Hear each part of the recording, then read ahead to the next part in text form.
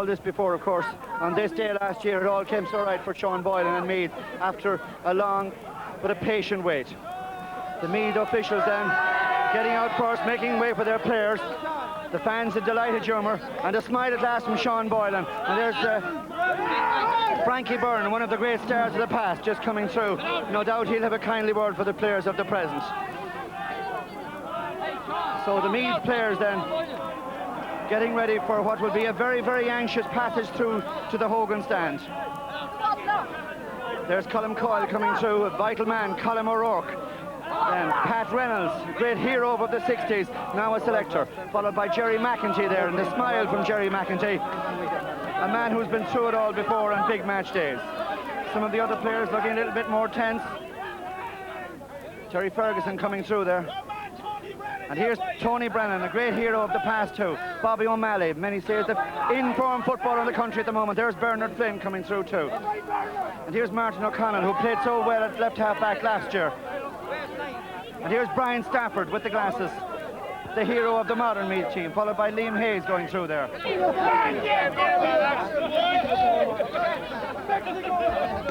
Yes, great encouragement indeed for the Meath players as they arrive at Croke Park for their big day. For today's All-Ireland final. And so then, as the teams come out onto the pitch, it is for me to hand you over to our match commentator for the big game, Joe Canning. Yes, Cork led out by Tony Nation, and a ticker-tape reception from the fans at the canal end. The canal end of Croke Park this afternoon, very firmly Cork territory. Cork giving their team a tremendous ovation. The Leeside supporters really feeling that this year this team can go one better than 1987. So a time then to check on the teams, starting with Cork. And Tompkins, you see back there in the back row to the left-hand side, just fourth from the left indeed. There he is, eager and anxious as always. A very fit performer is Larry Tompkins. So despite all the doubt, he was kicking a ball around yesterday, I believe, here in Dublin, and the mentors are happy enough, and that's the battery of cameramen they face for the treasured mementos a little bit later on as the subs make their way off. It's good, however, that they're part of the photograph as well. And the Cork team, Cork then at full strength with the return of goalkeeper John Kearns, who missed the semi-final through injury. And those late doubts we told you about Larry Tompkins, well, they've cleared up for now at least. And in all 10 of this side played in last year's final. Tompkins, however, is the only forward to retain his place, and he links up with a number of new stars and up-and-coming stars and old favourites. Meath coming out then, bang on cue, and led by Mick Lyons, the man from Summerhill, bidding for a 2 in a row at the completion of a season which has also seen them lift the league trophy in front of their great supporters, captained, as we say, by Mick Lyons. A very determined looking Mick Lyons, and the fans, well, they've occupied Hill 16. The ticket allocation for Meath obviously directed their fans to that part of the ground. And so they line up rather nervously, rather tense for their photographs. Rather odd indeed when you think about it that we rarely get a really good team photograph after a team has won the All-Ireland, because of course that's because the teams have won the cup at that stage. Meath at Boylan Point. Indeed, Boylan's babes, they're being called as well. This Meath side which has beaten Louth, Offaly, Dublin and Mayo to reach this final. And time now to take a check on Meath's starting line-out. And Sean Boylan and his selectors opt for the strongest starting 15 available, which means that despite injury scares about Jerry McEntee and David Beggy and PJ Gillick, the side is identical to that which started against Mayo. Just 2 changes from last year. Borwick Lyons is back in defence, Matty McCabe at half forward, and they replace Terry Ferguson and Joe Castles. However, both demoted players in the list of 6 subs. And we've already seen Mick Lyons there, the marvellous captain. He really rallied his side on more than one occasion this year with simply sterling performances on the fringe of the small square. There's the great Brian Stafford, steady as a rock in last year's All-Ireland final. 7 points was his final contribution. He hit 9 against Mayo in August, having missed the Leinster final because of an injury. And Colm O'Rourke got the game's only goal, you remember, after 25 minutes of last year's final, from which point on Meath really took command against Cork. Against Mayo, he got 2 points. Here's Matty McCabe, sent off, by the way, in a club fixture the night after the semi-final win. He served his suspension, and in spite of a promising form last year, well, he simply failed to get into the team for the final last year. Kevin Foley, here he is, who suffered the ignominy of dismissal in the early stages of the league final replay in May, but he's been playing brilliantly since. Moving on to Martin O'Connell, who's firmly entrenched himself now in that number 7 shirt, where his anticipation is simply marvellous. And Liam Hornan, he's been the county's regular centre-half back now since the commencement of the league season in 1985. He's got the task, of course, of subduing Larry Tompkins this afternoon. And moving into the substitutes there, and some very good substitutes indeed at their disposal in Meath. But Robbie O'Malley here, McQuillan here, the goalkeeper, one of the game's top goalkeepers. Reflexes very good, and only rarely does he concede what could be called a soft goal. Well, we were looking just a moment ago at Kevin Foley.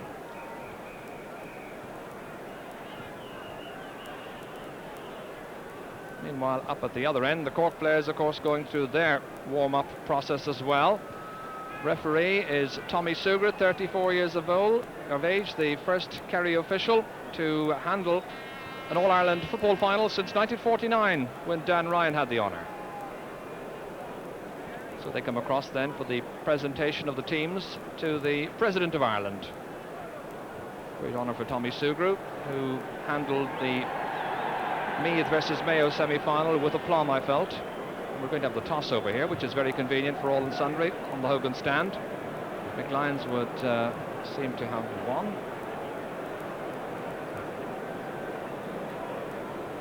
Rather unusual stand, isn't it, over the Nally stand on the right. Hogan stand way in the distance from our camera, way up behind Hill 16, providing panoramic views of what is a spectacular setting. One of the great occasions of the year. Dennis Walsh is sharing that great occasion for the 2nd year in succession, a solid and dependable cornerback. There's Shea Fahy, Cork's man of the match in the semi-final when he dominated at midfield. Disappointed somewhat in last year's final, and he's hoping for a repeat of his semi-final performance this afternoon. Niall Cahalane here, one of the game's great markers. In the last 2 games in the championship, he's subdued Pat Spillane and Nudie Hughes. In fact, the Monaghan man failed to score against him. That's Tony Davis, plays in what many people consider to be his ideal position, wing back, but he was at cornerback last year where he performed with great credit. Tony Nation, one of the players from the Cork County champions Nemo Rangers. He plays with them indeed as a very effective wing forward, scoring freely and winning rave reviews down in the south. Paul McGrath here turned in a stirring semi-final, I thought, against Monaghan, when he kicked 4 wonderful points to make a major contribution.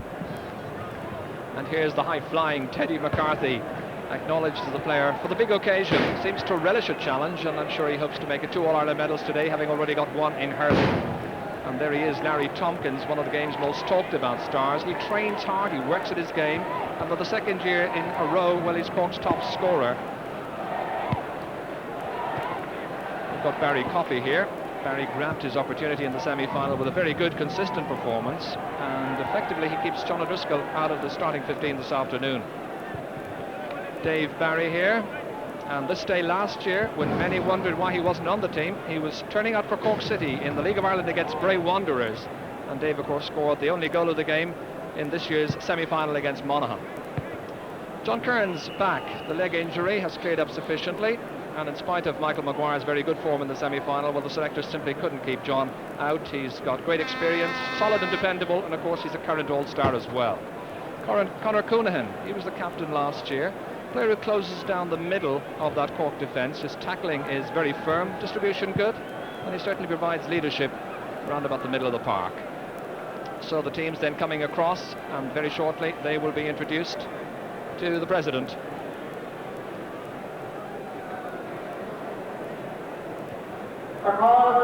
And the teams then lining up, coming across in front of the Hogan stand. Both on the head and the captain are Droanish. John Dowling there beside him.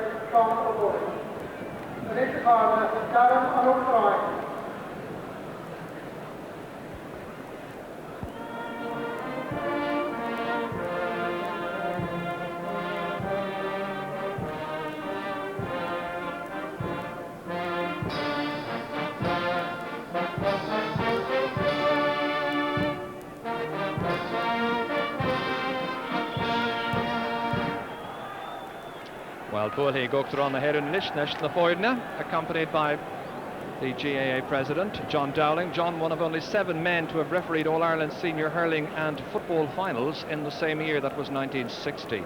This practice of meeting the president was introduced, I think, around about the centenary year, and it's one the players like, getting a chance to meet our president. Robbie O'Malley there being introduced by Mick Lyons, his team captain, and a very inspiring and rallying captain Mick has proved. Martin O'Connell there, the familiar blonde hair.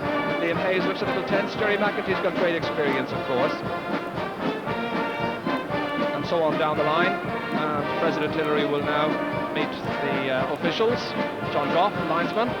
Tommy Sugro, the match official, wish the best, being told, yes, I've got the whistle. And that's on the left-hand side, Mickey Kearns, of course, of Sligo. Now it's Tony Nation's turn to take over, introduce his colleagues from the south, the Munster champions. Rated outsiders by many people for this match. But the great unknown factor, of course, this afternoon, as we see Dennis Allen there still keeping the tracksuit top on just to keep warm, is, of course, the fact that they've lost last year. And they want to turn around that defeat last year. They're a determined team. Now, how great is the determination? Can they break down the great resolve and talent of the Meath 15?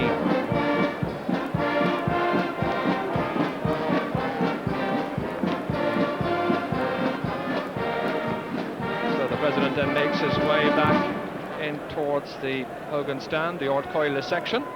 And of course this afternoon they're playing for the new trophy, Sam Og Maguire, named after a good Dunmanway man. And it's the Sam Maguire Cup. Who will be taking it home for the first time? Will it be Mick Lyons or Tony Nation?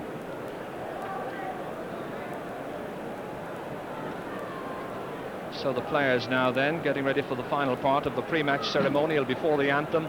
The great parade of the teams behind the Artane Boys band, sounding as good as ever under their director Joe Lynch. Champions Meath, led by their strong and forceful captain Mick Lyons.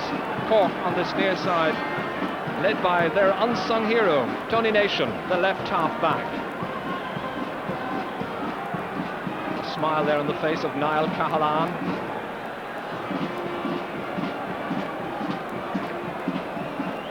Players never quite knowing what to do at this point, whether to look around, soak up the atmosphere, or look just straight ahead as Michael McCarthy was doing there. I was talking to a couple of the players before they went into their dressing rooms, and I asked one of them, do you enjoy this? And he said, you can't enjoy an All-Ireland final, not until it's all over.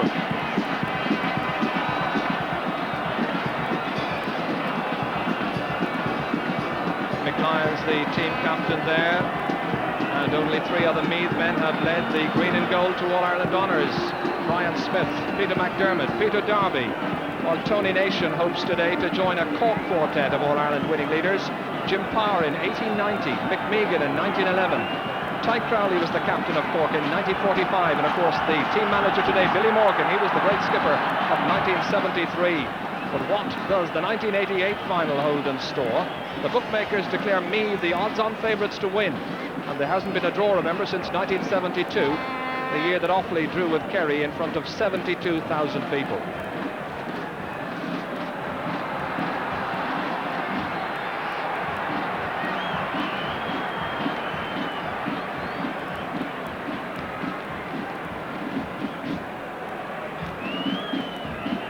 So now just minutes away from the start as the parade winds down along in front of the Cusack stand.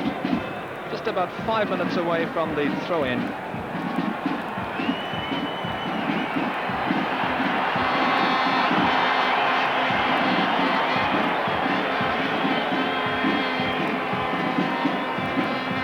Expectations are high of another Meath victory. That creates its own pressure for the players, but the pressure is great on Cork as well. They don't want to go down as the side beaten in 2 All-Ireland football finals. The last time that happened to a Cork team was 56 and 57. And it will be Meath who will play from left to right in the first half. Little or no breeze to worry about, scarcely a puff of breeze around Croke Park this afternoon. But the Meath fans here occupying Hill 16. The goal that they will be defending, as it were, Meath will be defending in the first half. So Tommy Sugra then takes charge of his first All-Ireland final. He's 34 years of age, and a big honour for him from St. Patrick's in Kerry. McEntee has wished the best.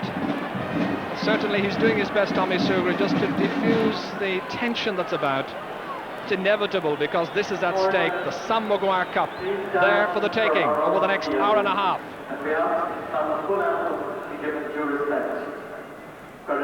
There is an Ish Shasson on Slua, facing the tricolour away over the Cusack stand. The Artane Boys Band and Auron Navian.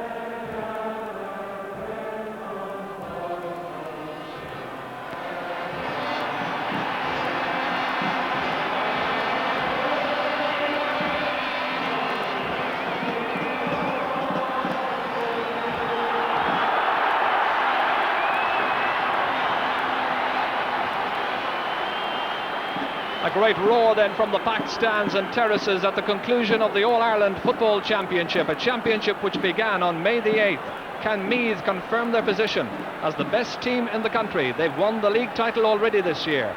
Or will Cork atone for last year? Tommy Sugra checks. The players in midfield offer one another every encouragement. Hayes and McEntee for Meath, McCarthy and Fahy in red of Cork. Cork to play from right to left in the first half. The man that they had so much doubt about before this match, Larry Tompkins, marked, as you see there, by Liam Harnan. Tommy Sugra is ready, just checking.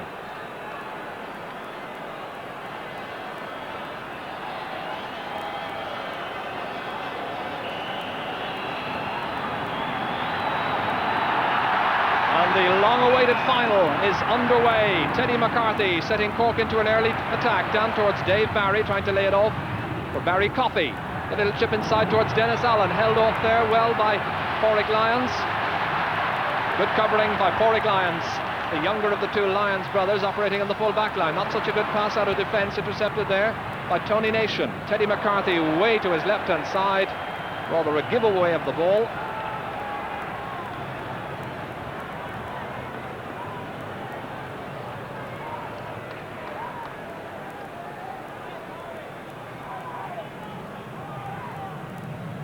Pitch in absolutely superb condition, a tribute to the ground staff here, and one must mention Con O'Leary, the head groundsman here for the last 20 years, watching the match this afternoon in the Mater Hospital, and everyone in Croke Park sends him their best wishes.